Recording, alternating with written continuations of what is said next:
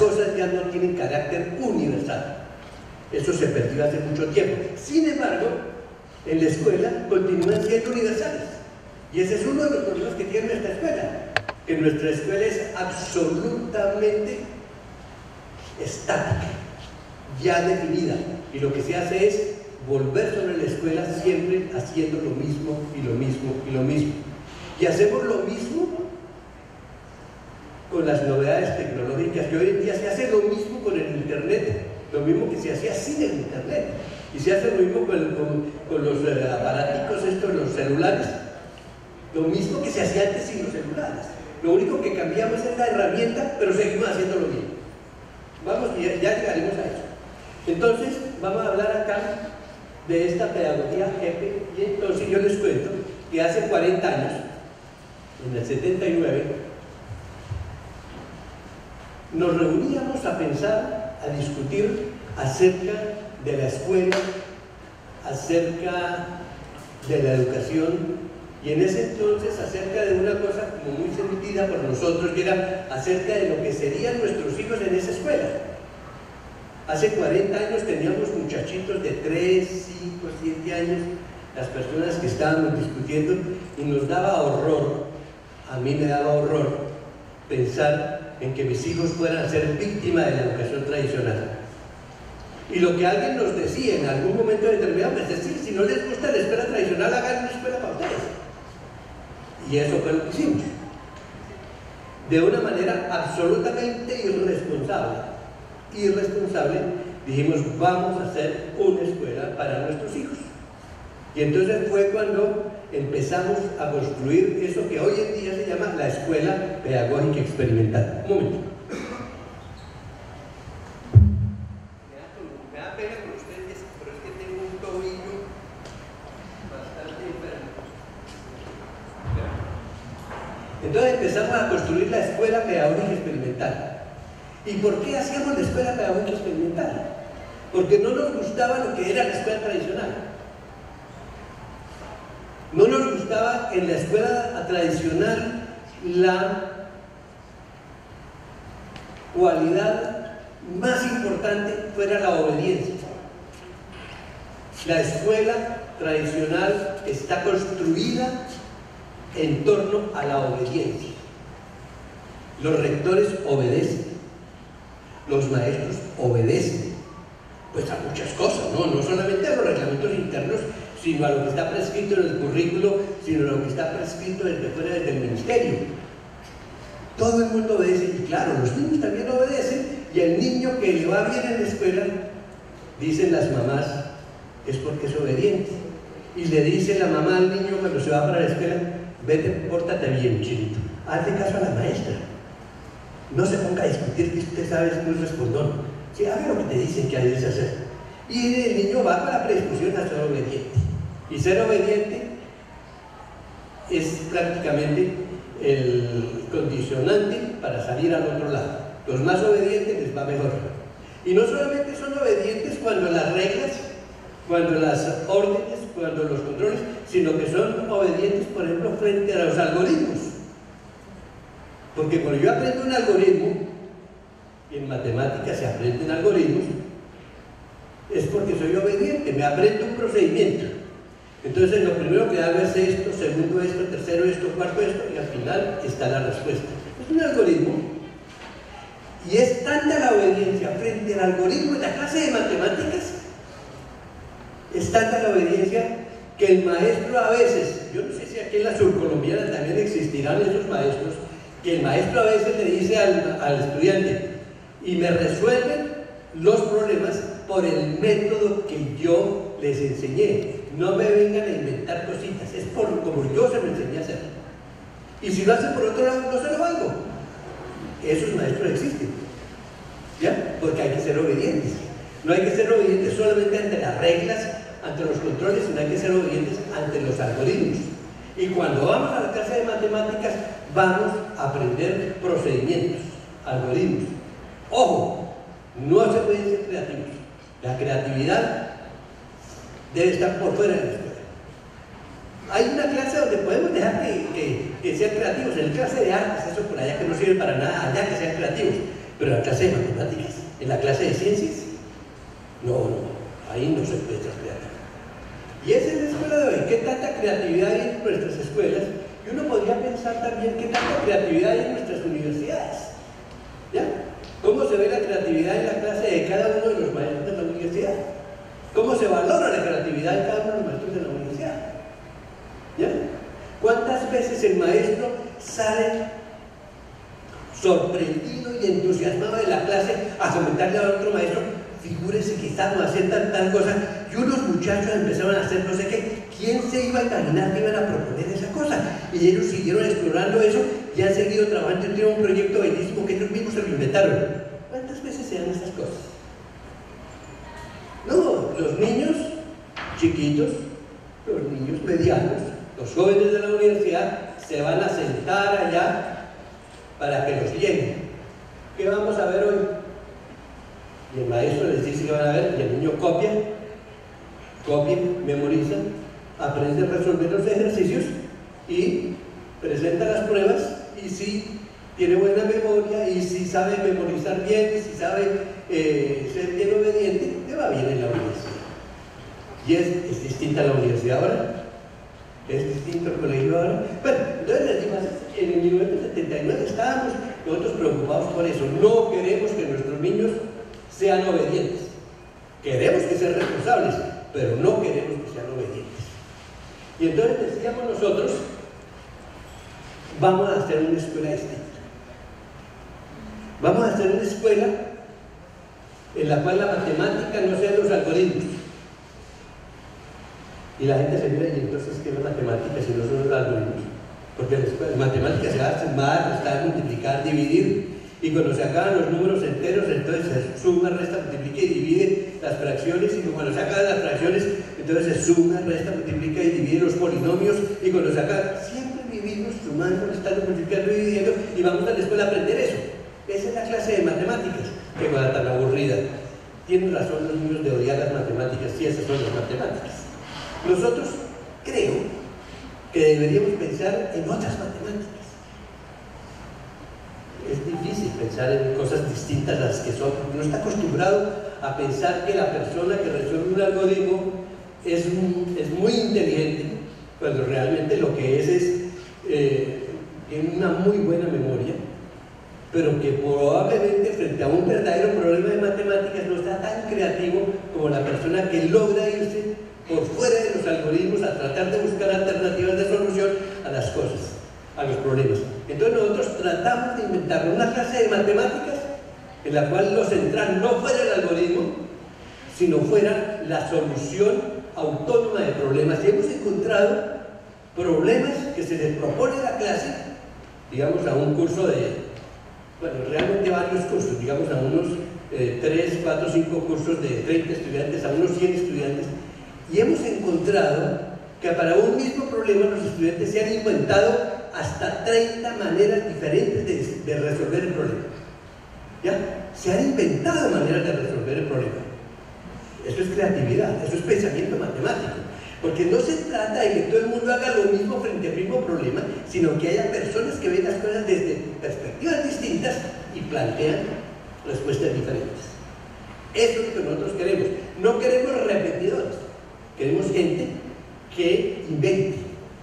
Y que no solamente invente la clase de tecnología con las fichas y con las sino que invente la clase de matemáticas. No todo está inventado. Que inventen la clase de ciencias, no todo está inventado.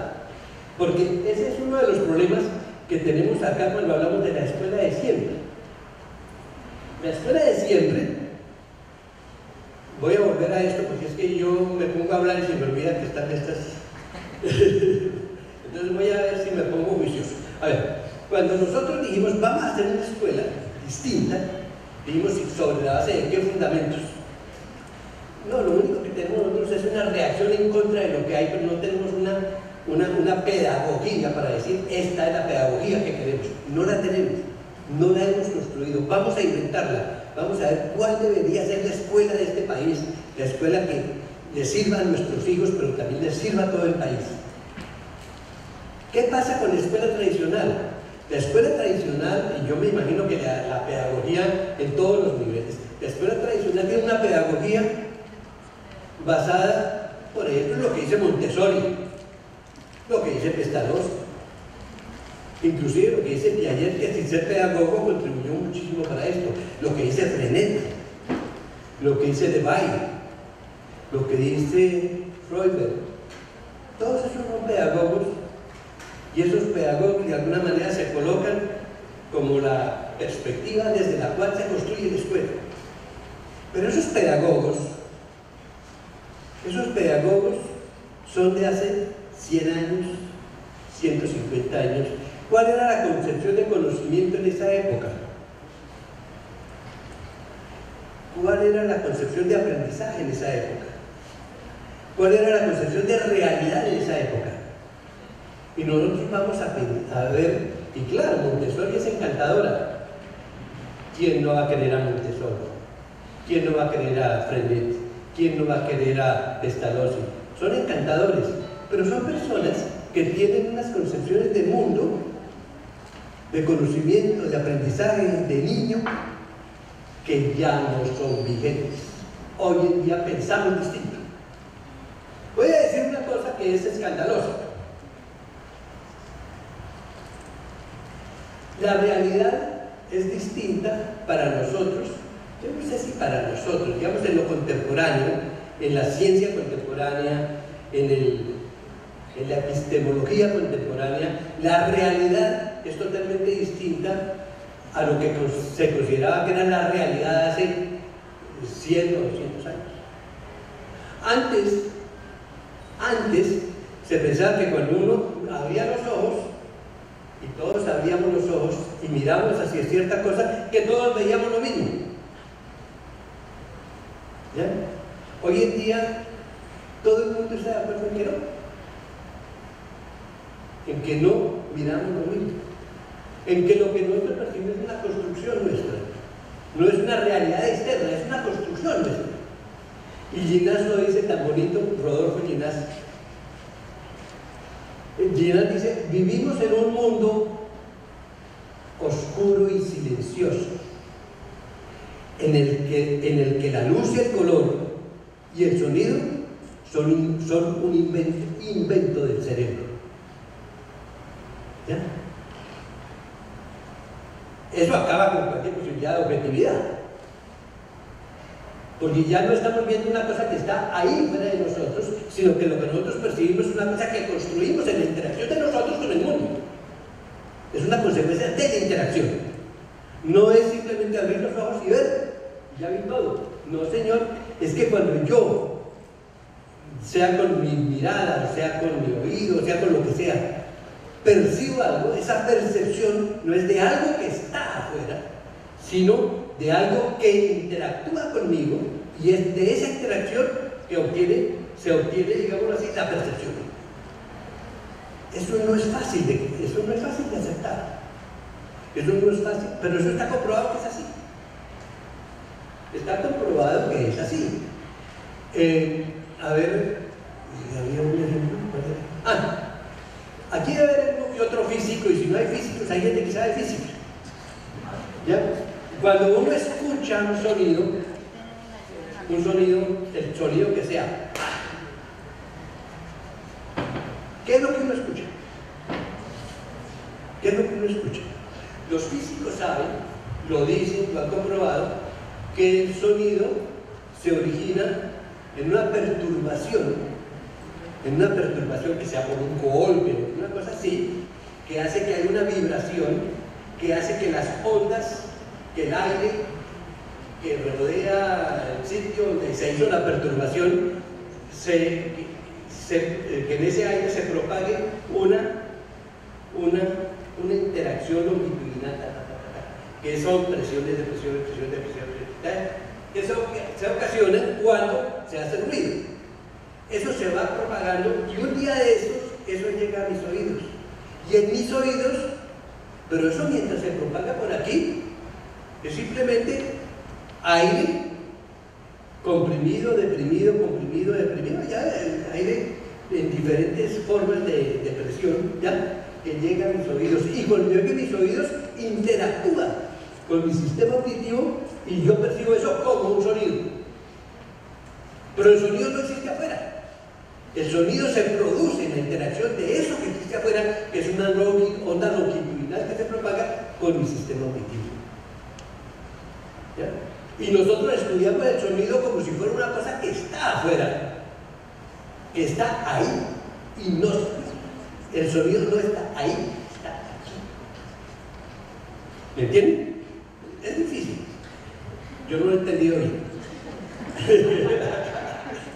Y es físico. ¿Cómo? Y eres físico. Soy físico. Sí, el asunto es que el mundo que vivimos hoy en día es un mundo distinto del mundo que vivían los pedagogos. Para ellos, por ejemplo, cuando se lograba el conocimiento de algo, ese era un conocimiento definitivo y para siempre, absoluto. Y así está construida la física de Newton y la termodinámica de Clausius y de Boltzmann y de todos estos vagos bárbaros. ¿Ya? Así está construida toda esa cosa. Son resultados válidos, definitivos para toda la vida. Hoy en día sabemos que eso no es cierto, que el conocimiento siempre tiene un carácter contextual, que el conocimiento no es para toda la vida, que eso que pensábamos que era la razón de ser de las cosas antes puede ser distinto, y que puede haber comunidades culturales, indígenas, ancestrales, campesinas, qué sé yo, que piensan de una manera distinta lícitamente. Porque es que alguien dice, no es que ellos están equivocados, piensan distinto. No, señor, hoy en día no podemos decir que están equivocados, piensan distinto. ¿Ya? Y no quiere decir que por estar distinto es tener un error. No, es que viven en un mundo distinto porque han construido otro mundo. Es que es complicado vivir en este mundo en donde hay tanta relativización.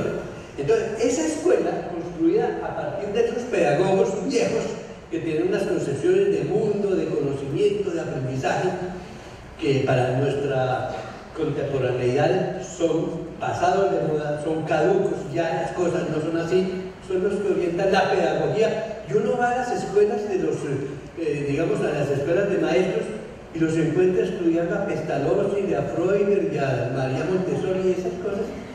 Pues sí, es una bonita anécdota, pero esa pedagogía está sustentada en elementos que ya no son válidos, que no son de nuestra época. Por ejemplo, es que las cosas son complicadas. Ustedes han oído hablar del sistema solar. ¿Quién no ha oído hablar del sistema solar? Y aparte de eso saben que hay muchos sistemas solares. ¿Ya? Es decir, cada rato dicen encontrar otro sol con su sistema solar por allá a 30 años luz o a 1000 años luz, o no sé de dónde, no sé en qué nebulosa de Andrómeda, no sé, por allá cada rato encuentran sistemas solares. Y todos los sistemas solares son unos conjuntos de masas que se mueven y que están organizadas de maneras diferentes pero muy parecidas. Entonces, por ejemplo, el Sol es un cuerpo muy masivo en el centro y tiene una serie de planetas que giran, y que ese giro de los planetas en torno del Sol tiene una relación con la magnitud de la órbita y con la masa del planeta. Eso se recogió como las leyes de Kepler, por ejemplo. Y cuando miran todos los sistemas solares, encuentran que hay cierto tipo de sistemas que tienen esas características. Y hay tantos sistemas solares, hay millones de sistemas solares. ¿Qué se pensaba hace 300 años acerca de esos sistemas solares? ¿Quién los organizó? ¿Por qué están así? Y más aún, se dice que los átomos que constituyen el universo en que vivimos, los átomos también son una cosa parecida a los sistemas solares. Son parecidos.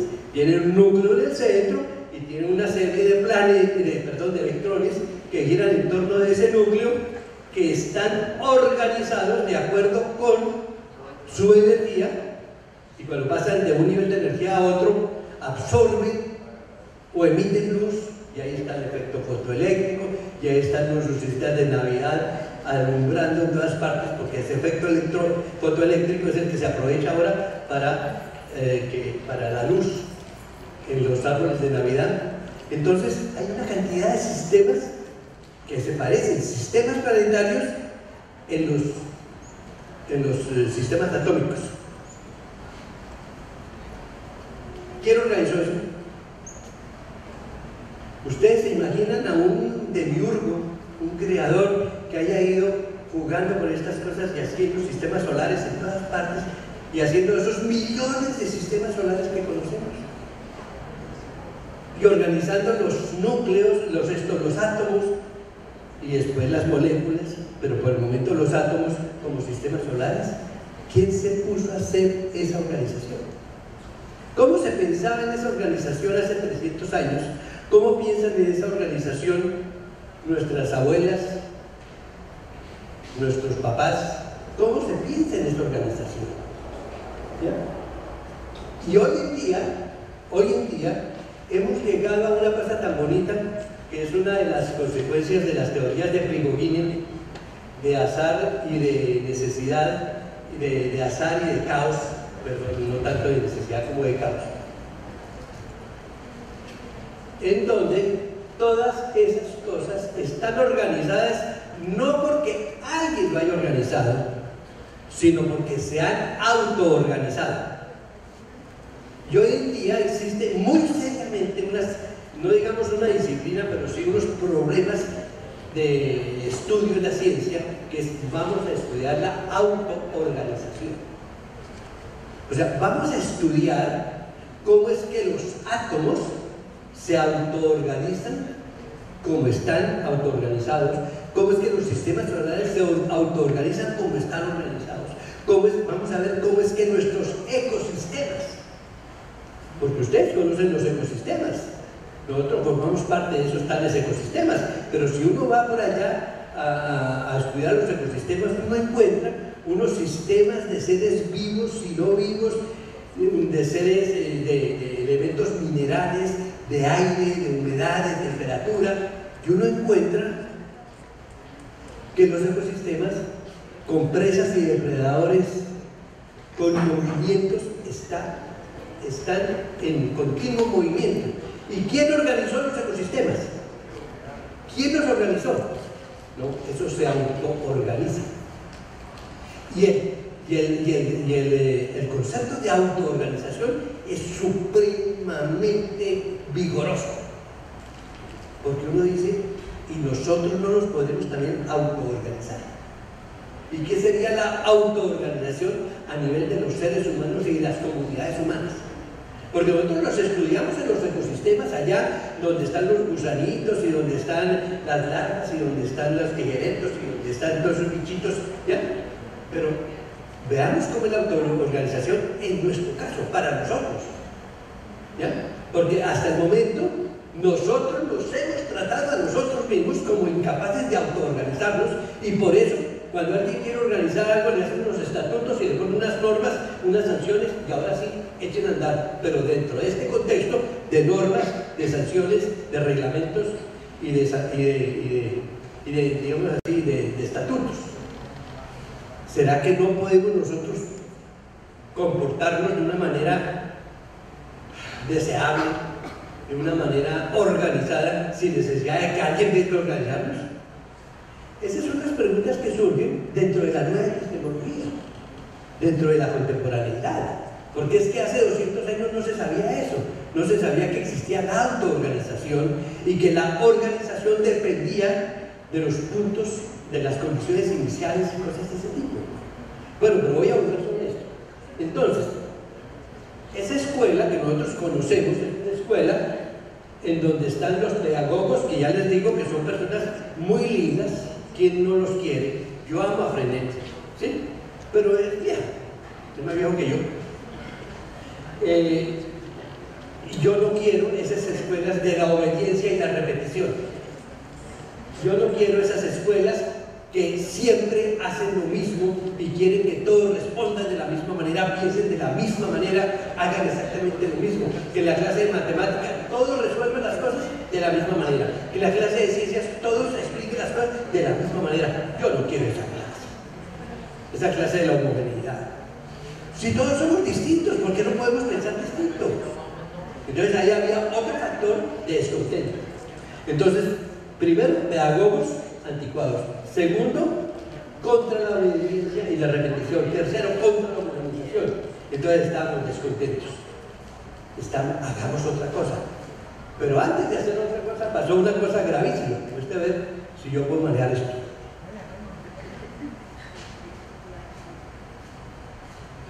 Años atrás.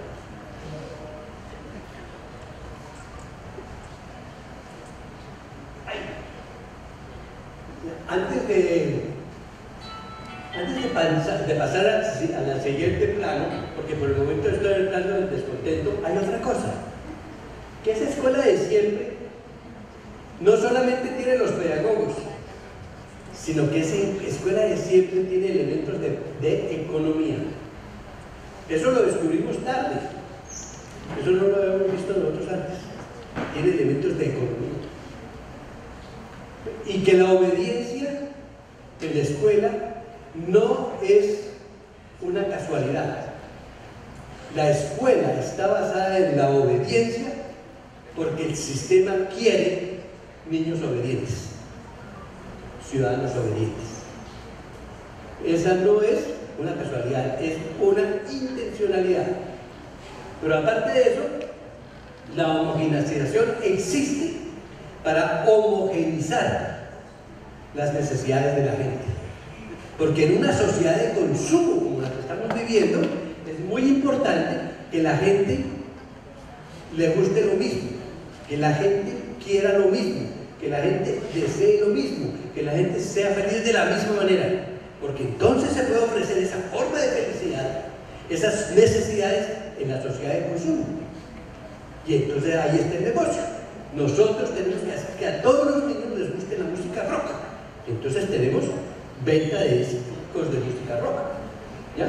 Y si alguno de esos grandes pensadores hubiera venido a la Universidad Surcolombiana, seguramente el himno de a Neiva más bien, el himno de Neiva del departamento no sería un joropo o un... ¿qué es? ¿Ya? Un pasillo, sino que de pronto sería más bien ¿ya? Una cosa de los Beatles, y no, yo no estoy en contra de los Beatles, pero yo prefiero que tenga el pasillo a que tenga esa música asexuada, dijéramos así, en el sentido en que es para todo el mundo sin distingos de contexto. Y la dependencia nos lleva también a la subordinación. Aquí hay una cosa muy curiosa, y es que uno lo ve como curiosidad, pero las curiosidades tienen que ir un poco más allá cuando se estudia. ¿Por qué la exigencia a que haya unos currículos estandarizados para todos los niños del mundo? Porque cuando estamos estandarizando las pruebas, es porque estamos estandarizando los currículos. Y cuando estamos haciendo la prueba PISA a todo el mundo, es porque se supone que los niños de 14 o de 15 años, o los niños de determinada edad, deben responder de la misma manera, deben satisfacer de la misma manera las inquietudes de los evaluadores, y que esa es, dijeron así, una perspectiva de homogeneización curricular del mundo. ¿Es correcto que todo el mundo tenga el mismo currículo? Y si estamos de acuerdo en que es el mismo currículo, ¿cuál currículo? ¿Para qué? ¿Para quién? ¿Con qué intención? Y a mí me parece que dentro de eso existen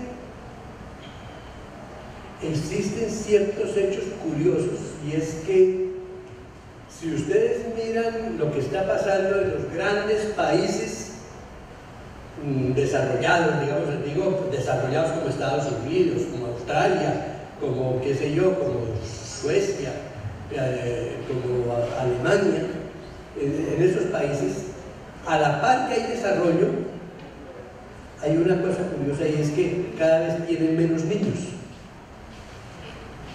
Inclusive de esos países hay algunos países que tienen una tasa de nacimiento o una tasa poblacional más bien negativa. Alemania está disminuyendo el número de habitantes. Y así como Alemania, posiblemente Canadá también disminuye el número de habitantes, de habitantes. Y eso es grave. Eso es grave porque hay un problema complicado. Si se aumenta grande el número de personas de alta edad proporcionalmente en la sociedad, ¿quién va a satisfacer el problema de la pensión de esta gente? Porque es que la pensión se paga con lo que se gasta, con el empleo de la gente de mediana edad. O sea, la gente que está entre los 25 y los 50 años son los que desde su trabajo están dando los excedentes para pagar la pensión de los viejitos que están por encima de 60 años. Si esos viejitos por encima de 60 años aumentan el número y disminuyen el número de personas entre los 25 y los 50 años, la sociedad se reviente. Y eso se ha visto, Entonces, ¿qué tenemos que hacer? Atraer esos niños del tercer mundo para que entren. Entonces hay que atraerlos a Alemania, hay que atraerlos a Canadá, hay que atraerlos a Australia, hay que atraerlos. Y hay una cantidad de ofertas que se hacen, véngase acá, que aquí está todo dispuesto para ustedes. Es muy fácil irse para Canadá, es muy fácil irse para Australia. Yo conozco una cantidad de amigos míos que se han ido y les ha ido muy bien por allá. Esa es una necesidad que tienen las multinacionales y que tienen los países del primer mundo. Entonces ellos en este momento quieren escoger cuál es la formación de esos niños que van a ir allá, y por eso quieren que el currículo que está en el mundo sea un currículo para que los niños que llegan allá tengan la formación que ellos necesitan. ¿Qué tal un niño que se va para Alemania y que ande en Alemania estresado porque no consigue una bandeja paisa? ¿Ya? O sea, quiero decir, la cultura local se opone a esa perspectiva de globalización. ¿Ya? Entonces, esa búsqueda de un currículum universal, de un currículum estandarizado para todo el mundo, no es el deseo democrático de que todos los niños sepan lo mismo. No, es el deseo de que los niños que les llegan allá encajen perfectamente en su sistema. ¿Ya? Son cosas que también hay que pensar. Bueno, eso no lo pensábamos en ese entonces, apenas fue en la segunda. ¿Ya?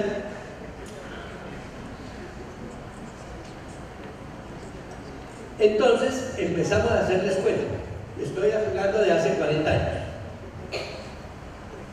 A medida que pasó el tiempo, nosotros fuimos descubriendo, y cada día para nosotros era más claro que éramos unos totales ignorantes. No teníamos ni idea de cómo debería ser la matemática en la escuela, ni las ciencias en la escuela, ni la organización de la escuela. Pero a la par que éramos supremamente ignorantes, había otra cosa, y es que éramos supremamente abiertos a las posibilidades de cambio y a las alternativas.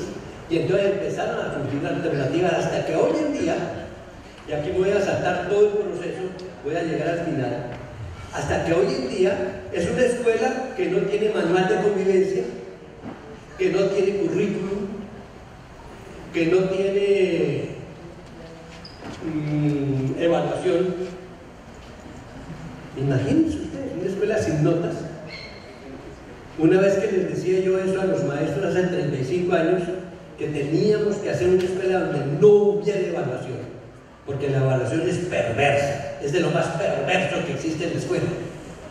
Mientras exista la evaluación en las instituciones educativas, yo estoy convencido de que estamos haciendo las cosas mal. ¿Y por qué las estamos haciendo mal? ¿Y por qué digo que pervertido? Pervertido, o sea, una cosa no pervertida es una cosa que busca algo y orienta su acción para lograr ese algo. Una cosa pervertida es una cosa que dice que busca algo pero busca otra cosa. ¿Me entienden? O sea, dice, yo busco esto, pero carreta, yo no busco eso, yo busco es esto, y no lo digo. Entonces los niños, hoy en día, los jóvenes hoy en día, muchos de ustedes hoy en día, cuando van a las clases, no van con la necesidad de aprender. Ustedes lo que buscan es pasar. Y son felices cuando pasan la asignatura y uno les pregunta, ¿qué aprendiste? Vaya a saber qué fue lo que aprendí, pero pasé. Y yo quería ir a pasar. Entonces, cuando en la escuela se reemplaza la búsqueda de certificados, de notas, ¿ya? Se reemplaza el conocimiento por la búsqueda de notas, la escuela está perdida. ¿Será que podemos eliminar la evaluación de la educación superior como para decir que la escuela está innovando, que la universidad está innovando, que hay una nueva pedagogía?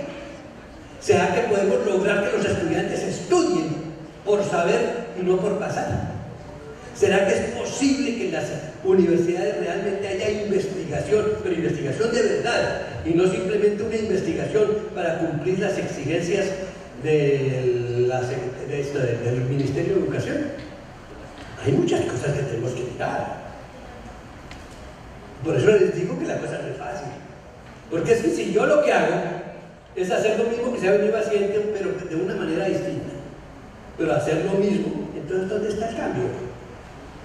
Yo lo que creo es que tenemos que hacer una cosa distinta. Por ejemplo, tenemos que de alguna manera lograr que los niños en la universidad sean creativos. Y a cada maestro de ustedes que trabaja en la universidad, pregúntese si en mi clase los niños son creativos, los muchachos son creativos, pueden ser creativos, y qué ventajas tienen los que son creativos, y cómo hago yo para que sean más creativos cada día. Esos son los problemas fundamentales. Pero nosotros estamos viviendo una sociedad estandarizada, una sociedad vertical que siempre hace lo mismo y que va a seguir repitiendo y haciendo siempre lo mismo. Nosotros queremos que se hagan otras cosas. Nosotros creemos que este país da para mucho, porque tiene unos recursos, porque tiene una historia, porque tiene unas posibilidades, pero si la universidad no ayuda, estamos perdidos. Entonces, déjenme lo que digo. Entonces, nos inventamos una pedagogía. Voy a saltarle todos los pasitos que se dieron en estos 35 años para llegar a esto. Ya les decía hace un momento que esa escuela que tenemos en este momento no tiene manual de convivencia. Y no ha tenido manual de convivencia desde hace como 30 años, más de 35 años. No tiene calificaciones, no tiene evaluaciones. Los baños son para niños y niñas, todos los baños desde el principio. Nunca tuvimos baños para niños y baños para niñas. No, los baños son para todos. ¿Ya? Y así hay una cantidad de dinámicas dentro de la escuela que facilitan la concreción de estos 4 pilares que nosotros creemos que son la pedagogía de hoy, para hoy, por lo menos en Colombia.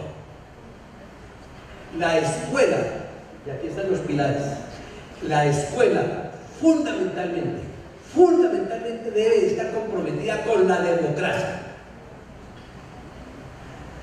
Lamentablemente, cuando yo digo eso, la gente piensa en elecciones. Pero yo les quiero decir que las elecciones son la negación de la democracia. La negación de la democracia son las elecciones. ¿Qué es la democracia? La democracia solamente existe entre colectivos, o sea, cuando hay grupos de personas. Una sola persona no puede ser demócrata. Pues es solo, abandonado, triste por ahí. Pero ¿qué va a ser demócrata? Es demócrata cuando con otras personas identifican un problema y se dedican a tratar de resolverlo. Ahí aparece la democracia. Ahí aparece la democracia, porque aparecen los colectivos. Entonces, cuando tenemos un problema, queremos resolver el problema y buscamos a través de la discusión, de la argumentación, del estudio, ya cómo hacemos para resolver el problema, y finalmente decimos, ya lo tenemos, lo que hay que hacer es esto y esto, ¿cierto? Tata, y nos ponemos de acuerdo y lo hacemos, eso es democracia. Pero cuando no nos podemos poner de acuerdo, porque los argumentos no son lo suficientemente contundentes o las razones no son lo suficientemente válidas, entonces decimos, entonces votemos. Cuando se vota, es la negación de la democracia, porque no fue posible lograr por consenso una solución al problema. Entonces, habiendo dicho eso, ¿qué es lo que yo entiendo por una escuela democrática? Una escuela democrática es donde hay participación, donde los maestros participan en decidir qué es lo que van a hacer, y no simplemente como sucedía cuando yo trabajaba en la universidad, que me decían: hola Dino, necesitamos un profesor de física 2. Así, yo tengo un amigo, y ya se sabe que física 2 es el que llega a hacer tales y tales y tales y tales.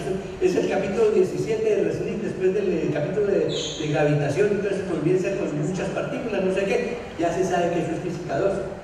Y el profesor de cálculo 2, el integral, ya, entonces ese es el que hace esa cosa.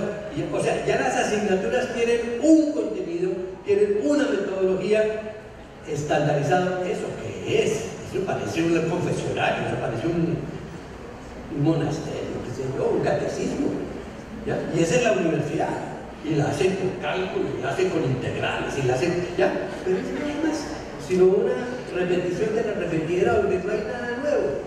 Entonces, ese ejercicio lo intenté hacerlo hace como 15 años, ese es difícil. Trate de hacerlo, chino, trate de hacerlo, porque siempre se repiten las mismas cosas. Es la misma cosa en la universidad, qué tristeza. Entonces, el primer elemento de la pedagogía, de una pedagogía para Colombia, es la democracia. Y ahí viene el problema. ¿Será que nuestra clase puede ser demócrata? ¿Será que los estudiantes pueden participar? ¿Será que el colegio puede ser demócrata y los maestros pueden participar? ¿Será que lo que se hace en el colegio puede ser una cosa que la decidamos entre todos y no una cosa que la decide una sola persona y la impone porque por autoridad las cosas deben ser así? Mientras nosotros no conquistemos la democracia, no tenemos una nueva escuela. Mientras no tengamos una universidad democrática, no podemos pensar que nuestros maestros, que nuestros estudiantes puedan salir por el mundo con una perspectiva democrática de ver los problemas, una perspectiva democrática de buscar soluciones. Es necesaria la democracia para ver las cosas de una manera distinta.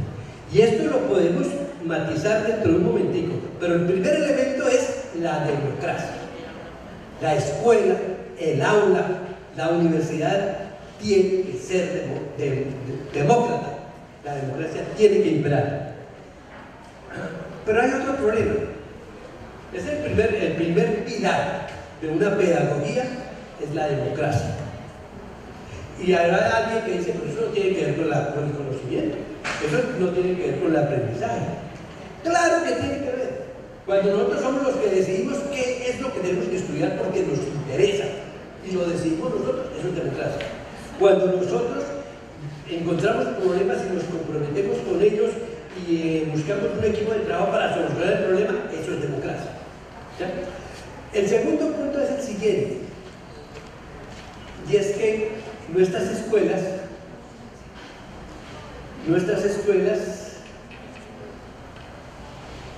casi que están hechas para que nos olvidemos de nosotros mismos. Hace 2 años, yo no sé si aquí también en Neiva o aquí en el Huila, pero en Bogotá, el foro educativo distrital en Bogotá se hizo en torno a la inclusión.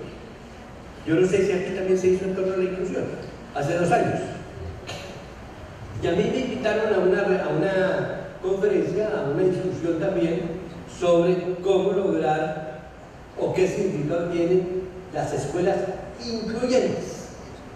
¿Ya?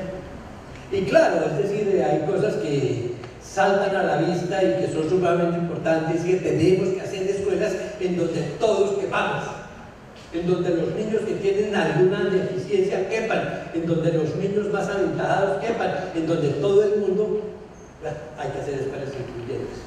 Pero yo me preguntaba una cosa en ese foro, y es: ¿y cuándo vamos a incluir en la escuela a Colombia? Porque nosotros en la escuela estudiamos álgebra, y estudiamos ciencias, y estudiamos ciertos problemas, pero ahí no estudiamos recursos naturales, ahí no estudiamos la biodiversidad, ahí no estudiamos una cantidad de cosas que pasan en nuestro país. Nuestro país no está en el currículo. Yo creo que el gran ausente del currículo es el país debería estar en el currículo, porque si no es el país el objeto de estudio, entonces ¿cuál es el objeto de estudio? Entonces yo creo que tenemos que incluir en el currículo del país. ¿Cuándo van a saber nuestros niños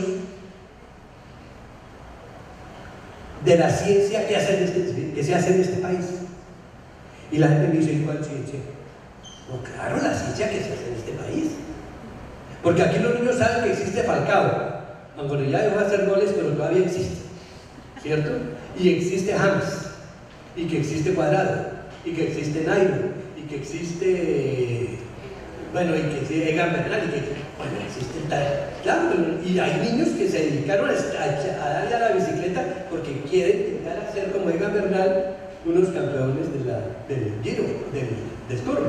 Y lo mismo hay gente que quiere, se sale de la escuela y se va a hacer fútbol, porque quieren ser futbolistas. Y el fútbol y el ciclismo y el atletismo y hay otras cosas que les plantean expectativas de vida a los niños. Y no habrá expectativas de vida de los niños en torno al conocimiento y a la ciencia. No hay, porque los maestros, voy a decir una tontería, pero que es cierto, son los ignorantes. Nosotros somos unos ignorantes terribles. Ya, Jorge Reynolds debería ser un paradigma para los niños. Una persona que se inventó el marcapasos, que tiene viviendo a más de 30 personas que desde hace mucho tiempo tienen marcapasos. Eso es importante. ¿Y por qué los niños no saben que Jorge Reynolds es colombiano? Y la valvulita esa para hidrocefalía que se inventó Salmón aquí, que se pone aquí por encima de esto y que mantiene a los pacientes de hidrocefalía vivos, también es un invento colombiano. Y Rodolfo Ginás es un colombiano. Y Carmen Saduque es una colombiana que ha hecho bellezas con los sabores y con el estudio de las esponjas marinas. Y Adriana Ocampo es una colombiana que trabaja en la NASA y que es la encargada de no sé cuántos problemas espaciales de la conquista, creo que es de Júpiter o de Saturno, de uno de esos planetas. Adriana Ocampo.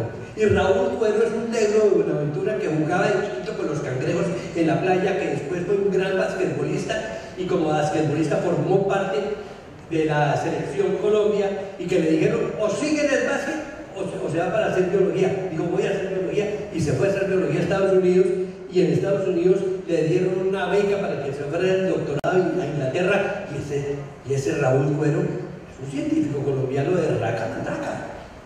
Pero los niños lo saben. No, los niños no lo saben. ¿Por qué no lo saben? Porque eso no es importante para los maestros. Porque yo creo que los maestros quieren lo mejor para los niños, y si los maestros percibieran la importancia que tiene eso, lo sabrían y se lo contarían a los niños. Y lo mismo Montealegre, que estudia el sistema auditivo de los saltamontes, que no tienen los saltamontes aquí en las rodillas, para utilizar ese mismo sistema para lograr que las personas que nacieron sin posibilidades de escuchar, escuchen, utilizando el sistema de los saltamontes. Fernando Montealegre se llama. ¿Y quién más? ¿Y quién? ¿Cómo se llama?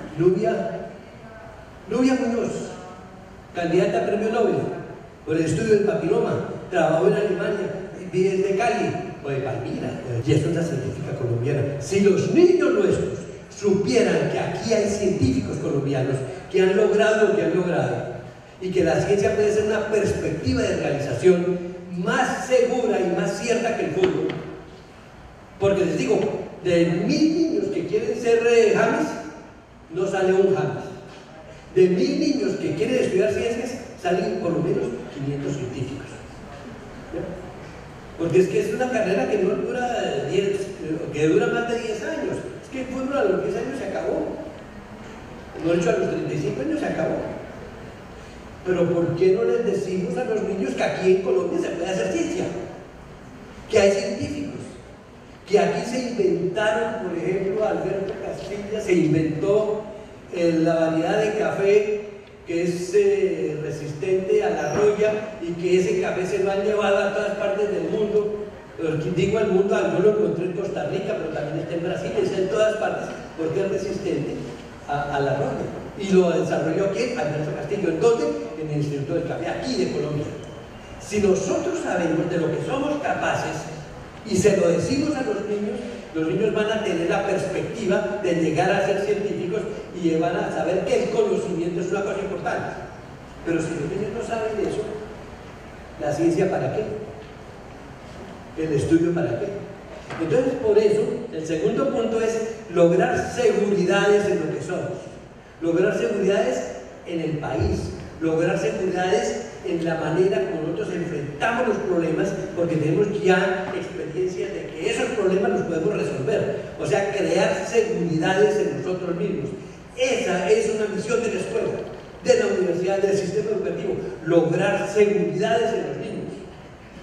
Y tenemos con qué hacerlo, porque hay una cantidad de investigaciones e investigadores en Colombia que han hecho cosas realmente importantes. Pero no solamente está el saber occidental del cual estaba hablando yo hace un momento, también está el saber ancestral. Se ha estudiado tampoco el saber ancestral. Pero ¿cómo es que solucionaban los problemas nuestros antepasados campesinos, nuestros antepasados indígenas? ¿Cómo es que lo solucionaban? Tenemos que saberlo. Lo sabemos alguito de las hierbas medicinales, y las mamás de nosotros nos da una agüita de hierbabuena cuando es del caso. Y ese es un saber ancestral. Se han estudiado realmente a fondo las plantas de poder. El yopo, ¿qué es lo que hace el yopo? El yagé, ¿qué es lo que hace el yagé? La coca, ¿qué es lo que hace la coca? No, nosotros nos dedicamos a mirar con espanto cuando esas son plantas de poder. Si nosotros supiéramos cuál es el poder que dan esas plantas, otra cosa sería. Eso lo están estudiando la gente que sabe para qué sirve eso. Y aquí inclusive ya están patentando el yagé. ¿Ya? Hay muchas cosas que nosotros podríamos hacer desde esta perspectiva de lograr seguridades y confianzas en lo que somos capaces de hacer y en nuestro conocimiento y en la solución de nuestros problemas. Y tenemos que organizar la clase para que en vez de que el niño se equivoque, el niño consiga los resultados. A veces hay maestros que como que les encanta que los niños se equivoquen para demostrar que ellos como que todavía son más inteligentes, ¿ya? Cuando realmente lo que nosotros deberíamos lograr es que los niños resuelvan los problemas, sean cada día más capaces, cada día se equivoquen menos, cada día aprendan más. Eso es muy importante, hacer la escuela para los niños. La otra cosa que es relacionada con esto, van dos pilares: primero la democracia y segundo lograr seguridad y confianza en lo que somos como individuos y como colombianos. El tercer elemento es el territorio. El territorio es que la escuela tiene que estar articulada con el entorno. No podemos nosotros pensar en que hay escuelas que no tienen nada que ver con el vecindario. Tenemos que acabar las paredes que limitan la escuela del vecindario. El vecindario tiene que entrar a la escuela, y sería bonito que los viejitos, que los ancianos de los territorios, de las vecindades de la escuela, fueran a la escuela a hablar con los niños, a enseñarles lo que ellos saben, a hablar con los niños, diciéndoles de sus epopeyas, de sus leyendas, de sus cuentos y todas esas cosas. Los ancianos tienen mucho que decirle a los niños, mucho que decirle. No podemos seguir levantando esas paredes inexpugnables que limitan la escuela del entorno y hacen que el entorno se convierta en un peligro para la escuela, o la escuela en un peligro para el entorno. Sería más bonito que hubiera proyectos conjuntos en donde la alcaldía con grupos del municipio trabajan con maestros de la escuela solucionando problemas que son pertinentes para la escuela y para la comunidad. Eso me parece que es muy importante, la articulación de la escuela con el territorio. Y es el tercer pilar de la pedagogía. Primero, la democracia. Segundo, la seguridad y la confianza. Tercero, articular el quehacer escolar con el territorio. Y el cuarto pilar es que no lo olvidemos nunca. No podemos olvidar nunca que la escuela debe de estar comprometida, pero explícitamente comprometida debe estar explícitamente comprometida a contribuir con la transformación de la sociedad. Esa es una tarea de la escuela. O sea, la escuela tiene, por sobre todo, un compromiso político de contribuir a transformar la sociedad. Pero para eso tiene que conocer en qué país se vive, para eso tiene que conocer qué posibilidades hay, porque no se trata de salir a gritar. A mí me encantan a mí me encantan los problemas esos, o ¿cómo se llama? Los sartenes. Me parece que deben de tener también sentido, deben de tener un discurso, deben tener también un conocimiento. No es solamente eso está bien, pero eso nos debe conducir a otras cosas de mucha mayor profundidad y de mucha más posibilidad de transformación. Yo corté mucho lo que les iba a decir, porque quiero que de pronto haya unas cuantas preguntas y discusiones. Y para ustedes, ¿cuánto tiempo va? Nos quedan 30 minutos. ¿30 minutos?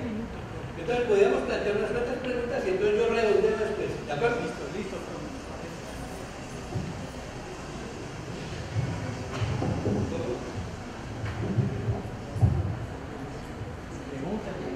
Claro que ustedes no tienen preguntas porque todo está claro. Bueno, si tienen preguntas, por favor se acercan para formularlas aquí desde el micrófono y que...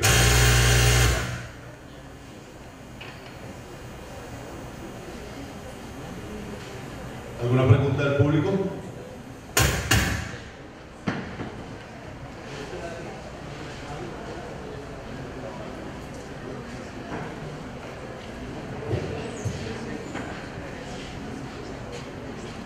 Bueno, yo sí quisiera, profe, aprovechar el escenario para formular una pregunta y pues tiene que ver más como en perspectiva con los retos, ¿no? Decía usted que la universidad es un espacio propicio para la reproducción del modelo o de las prácticas más tradicionales de la pedagogía. ¿Cuál es el reto entonces, digamos, en términos de la expresión de la pedagogía de los docentes universitarios, más allá, digamos, de la creatividad? ¿Cuál es el reto? Ahí está el micrófono. ¿Cómo? El micrófono. A ver. Aquí está.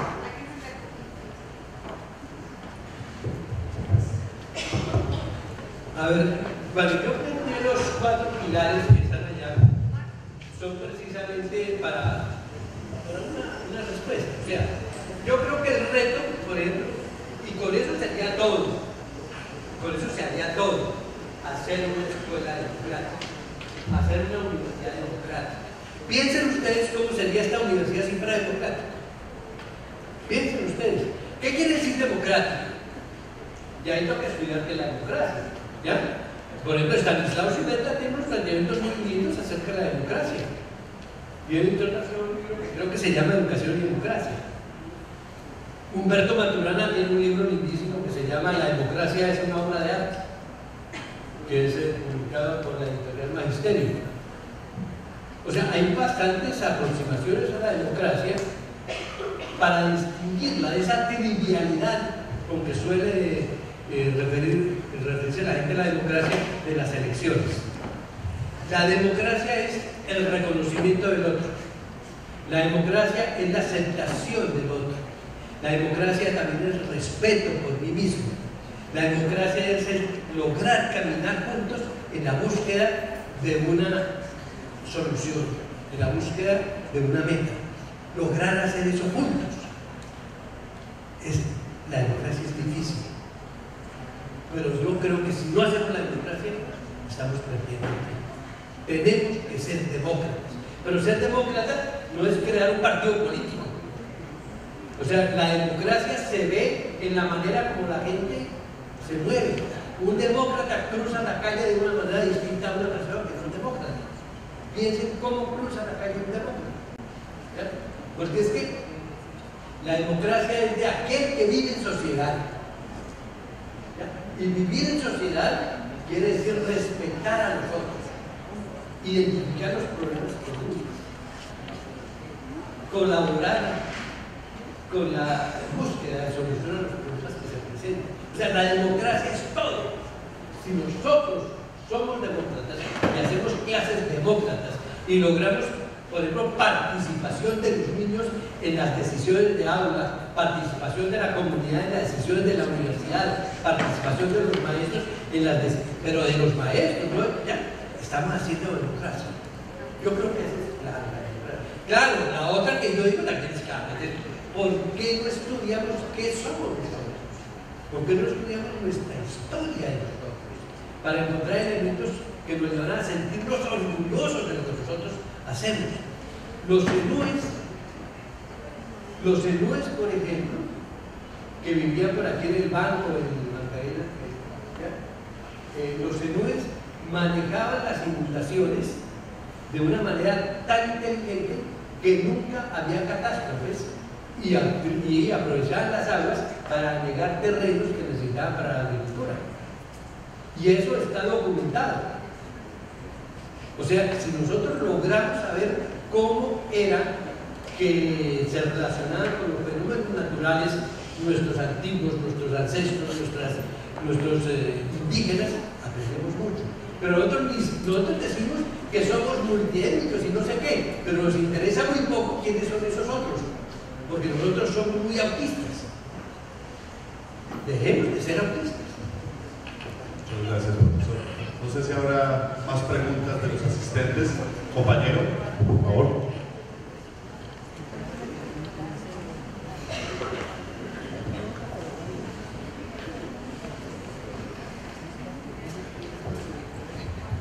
Buenos días. Pues primero que todo tenía dos inquietudes. Primero, pues si la sociedad de hoy en día está preparada para manejar la democracia, ya que como lo planteó inicialmente, pues nosotros no nos creamos o no nos educamos en un colegio democrático. Y segundo, si la sociedad de hoy en día sabe manejar esa democracia. Muy bien, gracias. A ver, yo creo que la democracia, bueno, ya les planteé, es una necesidad. Y yo creo que está muy bien, como plantea el compañero, preguntarnos si la sociedad puede ser demócrata. Si no puede ser demócrata la sociedad, seamos serios. Y no andemos diciendo que somos demócratas.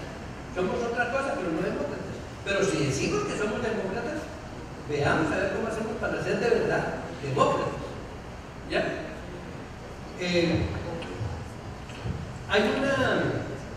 Hay una pregunta que me parece a mí que es muy importante y es ¿cómo surge la democracia? O sea, ¿qué podemos hacer nosotros para de verdad tener aulas democráticas? Y eso no es una cosa que se haga con un discurso, que yo llegue con un discurso reúna a los niños y les diga, les hable de la democracia y que con eso ya se vuelvan demócratas. Ni que haga yo un taller y con eso ya se vuelven demócratas. No. La gente se hace demócrata viviendo la democracia. Hay que vivir la democracia. ¿Sí? Y en ese sentido tenemos nosotros que sacrificar, que entregar, si se quiere decir así, el poder que nos da, por ejemplo, el ser maestros. ¿Ya? El poder que nos da el ser directivos. Porque mientras yo tenga ese poder de ser maestro y ser directivo, pues voy a tener la posibilidad de imponer cosas, de ordenar cosas, de organizar cosas. Pensar que es muy importante que la gente aprenda a equivocarse y aprender de los errores. A ver, voy a ver si algún ejemplo. Sí, ustedes están bien para un ejemplo. A ver.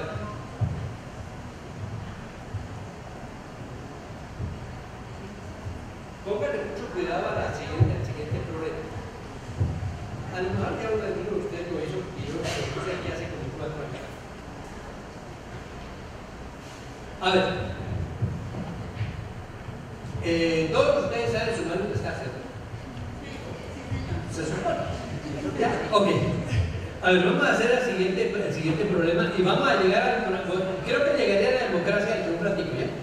A ver, vamos a encontrar dos números consecutivos que sumen 120. Y les doy para eso dos números.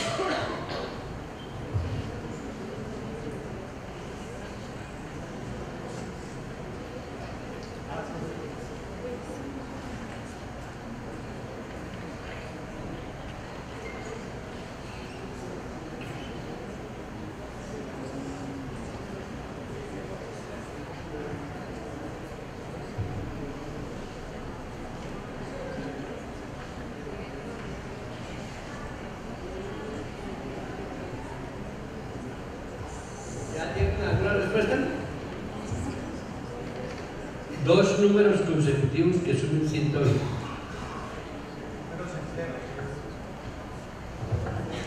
Eso ya está bien, pero ya me pareció que era interesante, números enteros.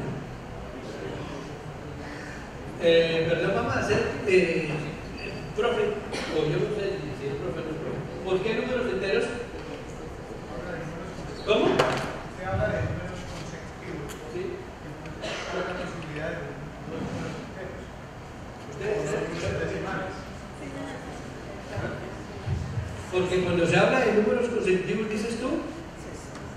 ¿Cómo? Consecutivos en el sentido de que guarden el orden, de que uno con respecto al otro, la diferencia sea una unidad. Ajá. Entonces cabe un entero o cabe un decimal. Ajá. ¿Ustedes qué dicen?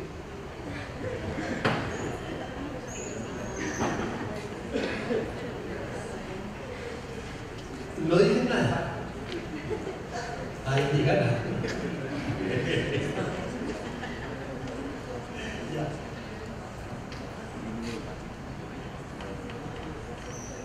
¿Quién levanta la mano? ¿Ya nadie?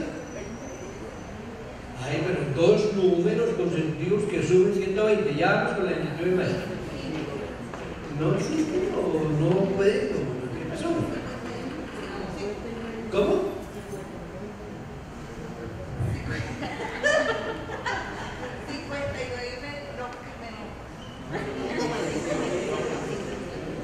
Es que toca pensarlo desde la lógica que los dos números anteriores no pueden ser porque el número, la suma de los números consecutivos no va a ser un número par. Lo dices aquí.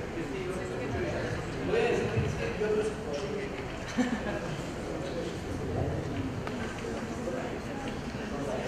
Es que si son dos números enteros, para mí no, porque es que está viendo que la suma de dos números consecutivos es 120, pero si lo miramos que la suma de los números consecutivos nunca va a ser un número par, y 120 es un número par, entonces no cabe posibilidad de un número entero, son números enteros, tienen que ser decimales.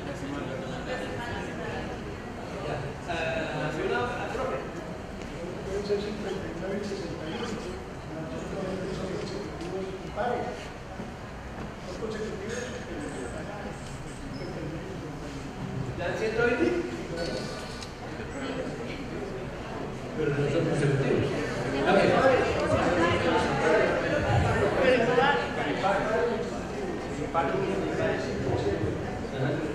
A ver, este problema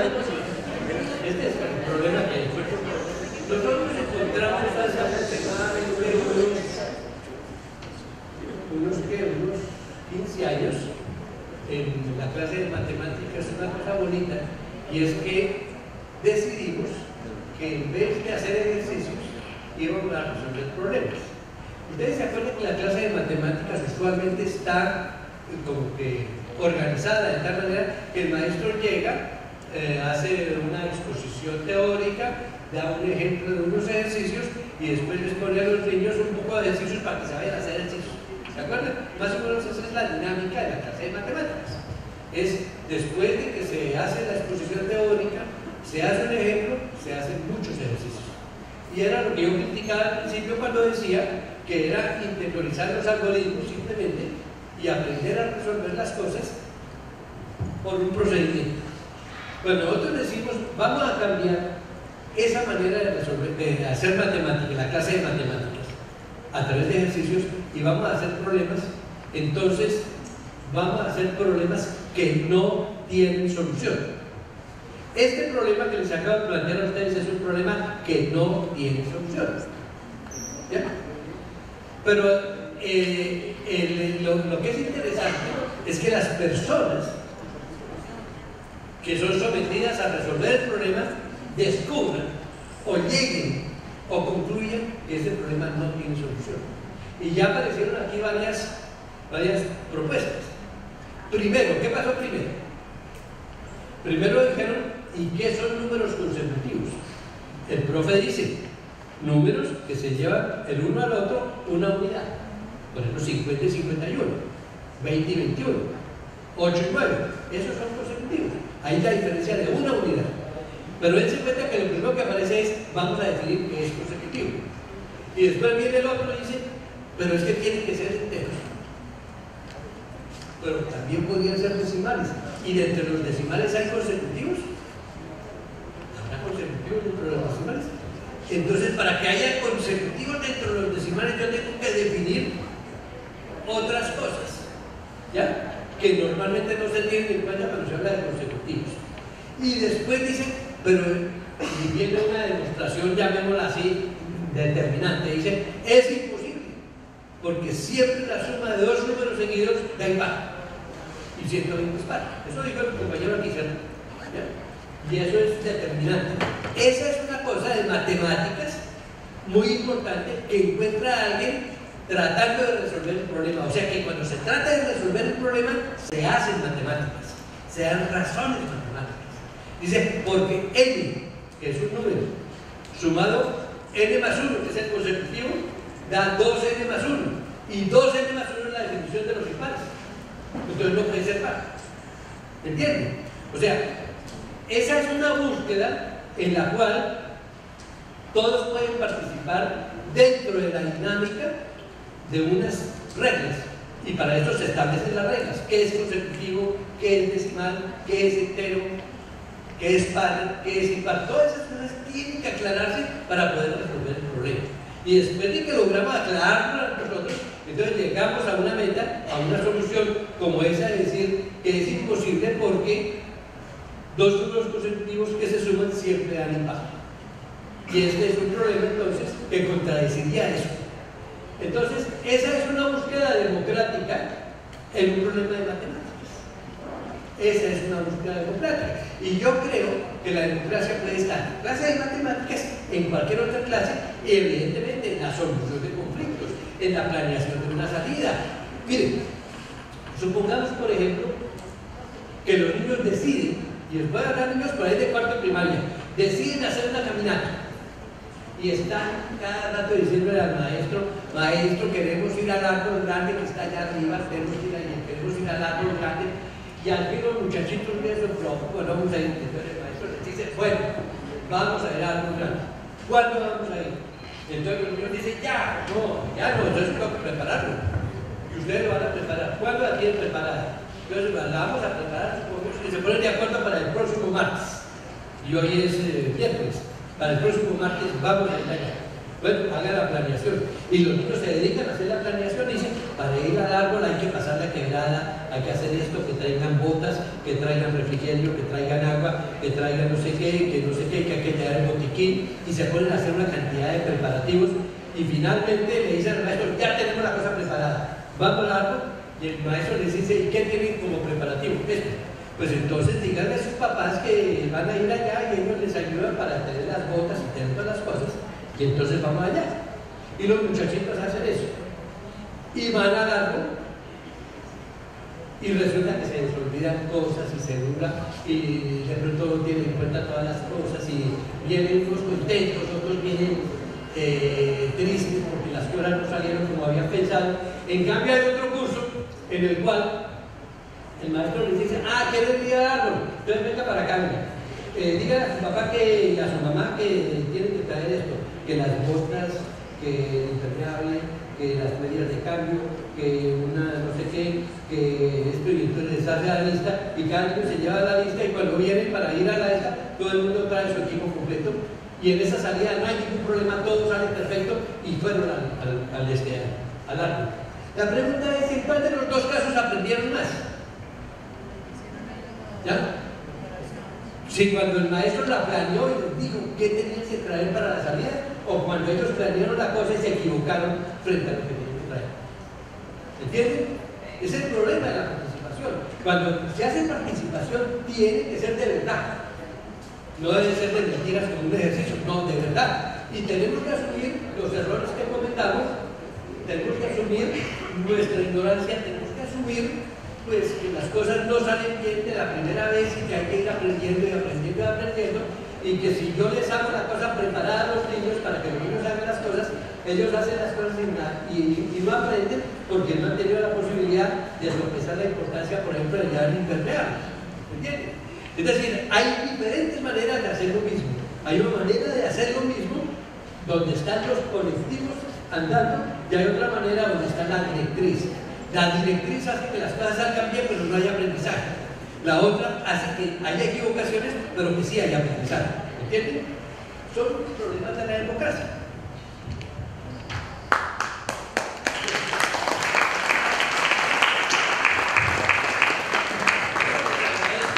Y realmente pues me siento contento porque creo que estaba enseñando la charlita de una manera como muy interactiva. Muchas gracias.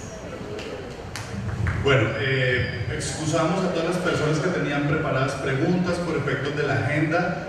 No sé si el profe estará dispuesto a responder una más, así como para cerrar. Luego invitamos al escenario a las estudiantes del programa de artes, Laura Margarita Salas y Madeleine Laguna del dueto Canela, quienes pues, nos van a acompañar con una presentación. Buenos días, profe, quisiera agradecerle por la presentación. Quisiera hacer una pregunta referente al trabajo de los profesores o el perfil del profesor que maneja la escuela pedagógica. ¿Cuál es el perfil del profesor que maneja la escuela pedagógica? Gracias. Es como difícil la cosa. De todas maneras, no es que exista un perfil, sino que existe una especie de convencimiento. Nosotros queremos que los niños, los muchachos, los maestros que llegan a la escuela, sean maestros que no han tenido una experiencia anterior. O sea, normalmente son o recién graduados o gente que está en el último semestre. Porque es que nos parece que la escuela tradicional también pervierte. ¿Sí? Claro, todos hemos sido objeto de la escuela tradicional y de alguna manera tenemos experiencias con la escuela tradicional porque hemos sido, si se quiere, actores, víctimas en algunos casos de la escuela tradicional. Pero nosotros lo que queremos fundamentalmente es que sean personas jóvenes que tengan muy poca experiencia en el trabajo con niños, pero sobre todo que sean inteligentes. Eso no es tan difícil, casi todos los niños son inteligentes, casi todas las personas son inteligentes. Lo que pasa es que no están muy acostumbrados a demostrarlo. Entonces hay que darles la oportunidad para que lo demuestren. Hay dudas, que no quieren. Se puede.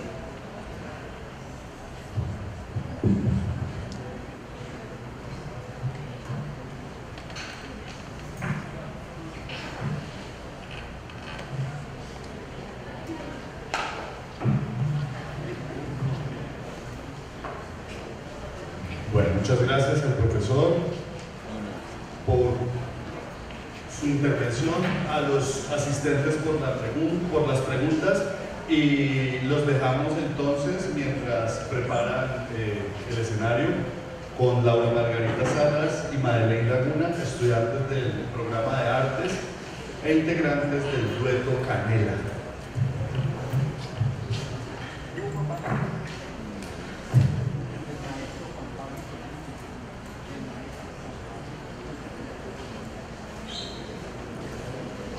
Por supuesto, también agradecemos la compañía del profesor Juan Pablo Rodríguez en esta sesión musical.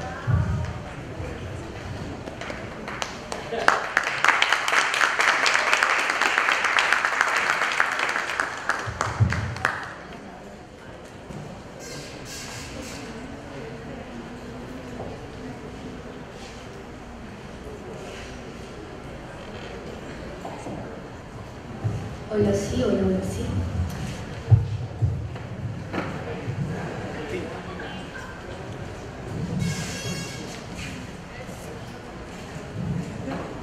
Hola, hola dos.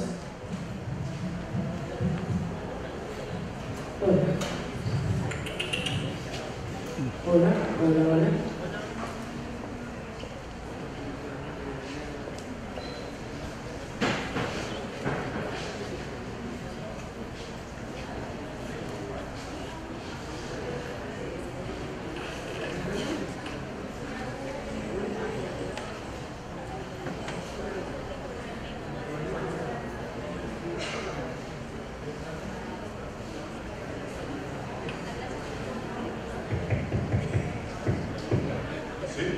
Sí. Sí. ¿Se escucha? Sí.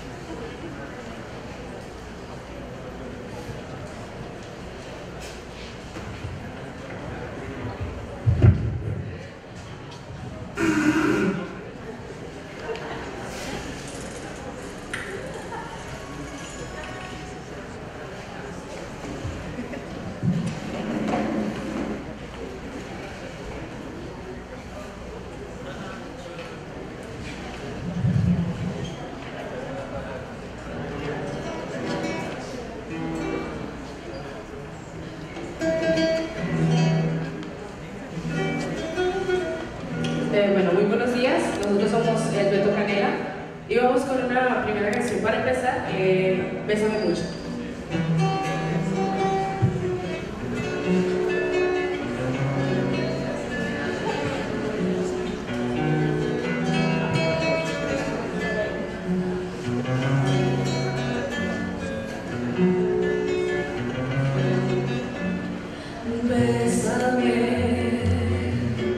Bésame mucho,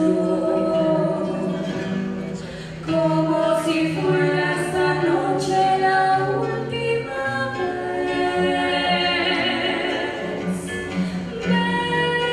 Bésame mucho, que tengo miedo a perderte después.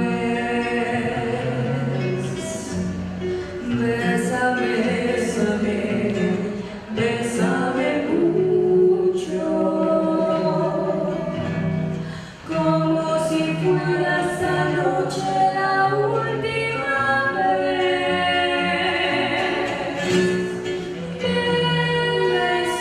Bésame mucho,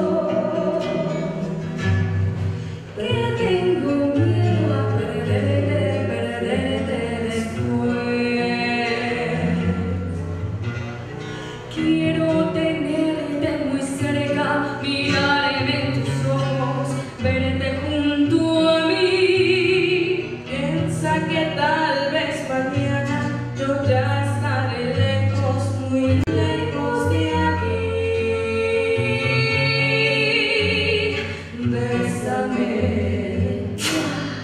Bésame mucho, como si fuera esta noche la última vez.